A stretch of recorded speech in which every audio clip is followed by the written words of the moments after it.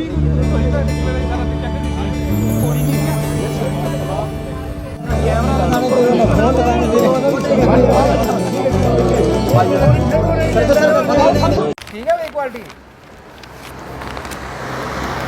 का दिहाड़ा जम्मू कश्मीर आस्ते खास है, जम्मू कश्मीर के लोगों आस्ते खास है। नमस्कार, गुलिस्तान न्यूज़ डोगरी थोड़ा स्वागत। मैं थोड़ा करना देवेंद्र सिंह। अज का दिहाड़ा पूरे जम्मू कश्मीर के लोगों आस्ते खास है कि जे अज गै जम्मू कश्मीर का भारत कन्नै विलय हुआ। अज के दिन गै जम्मू कश्मीर भारत च शामिल हुआ। उस वेले दे महाराजा हरि सिंह हुंदे एक हस्ताक्षर के कन्नै गै जम्मू कश्मीर जिहड़ा भारत का हिस्सा बनी गया। दरअसल ये गल है 22 अक्तूबर 1947 की, जिसलै कवालियां जम्मू कश्मीर उपर हमला किया। उसलै महाराजा होरें ये फैसला लैता हा।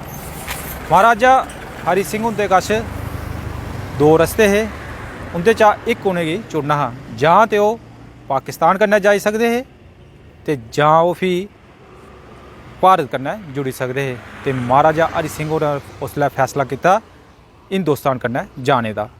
उंदे एक हस्ताक्षर कन्नै ओह् जिहड़ा जम्मू कश्मीर हा हिंदुस्तान कन्नै मिल गया। 26 अक्तूबर 1947 गी महाराजा होरें हस्ताक्षर किए ते जम्मू कश्मीर भारत का हिस्सा बनया। इहदे कन्नै गै कवालियां दे हमला जिसलै उन्हें हमला किया कश्मीर चो पुज्जे ते एक बक्खी महाराजा होरें हस्ताक्षर कर दिते। उत्थे गै उन्हें सैन्य सहायता मंगी। जिसलै उन्हें भारत थमां जिसलै सैन्य सहायता मंगी तो दूए दिन 27 अक्तूबर की जिहड़ी फौज जिहड़ी कश्मीर पुजी ते उहदे बाद जिहड़ा फौज ने जिहड़े कबायली हे पाकिस्तानी हे उनेंगी उत्थुआं नसाना जिहड़ा शुरू कर दिता। ते इस करी जिहड़ा जदों थमां जिहड़ा विलय दिवस मनाया जा करता है। विलय दिवस पर जम्मू च भी कई कार्यक्रम किए गए। युवा राजपूत सभा पासिया उत्थे गै बीजेपी पासिया भी जिहड़ा कार्यक्रम किया गया ते महाराजा हरि सिंह होरें गी उंदे योगदान गित्तै याद किया गया।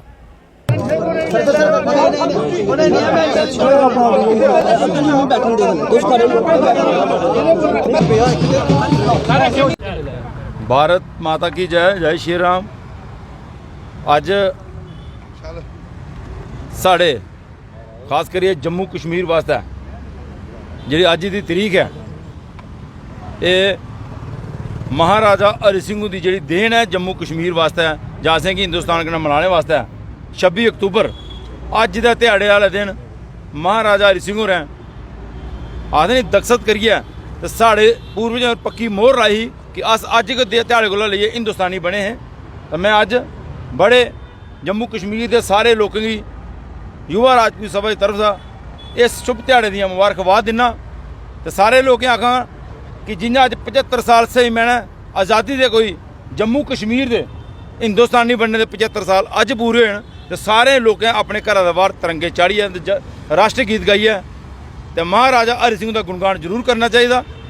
वो कन्ने कन्ने गै ब्रिगेडियर रजिंदर सिंह होर जिन्हें अज जिंदी अज पुण्यतिथि भी है तो उन्हें भी श्रद्धांजलि जरूर देनी चाहिए, क्योंकि ऐसे ऐसे जम्मू के डोगरे योद्धा हैं जिंदी वजह कन्नै जम्मू कश्मीर हा जिहड़ा हिंदुस्तान कन्नै मिलिया, जिन्हें जम्मू कश्मीर की रक्षा की। कवालियों को लाई लो, पाकिस्तानी लाई लो, अगर कोई रियल हीरो हैं जम्मू कश्मीर के वो फौज के नौजवान, उन्हें याद करना चाहिए। इन्नी गल आखदे हुई मैं अज पूरे जम्मू के लोगों की इस शुभ ध्याड़े दियां हार्दिक लख लख बधाई देना। जय हिंद। दियो इजाजत, नमस्कार।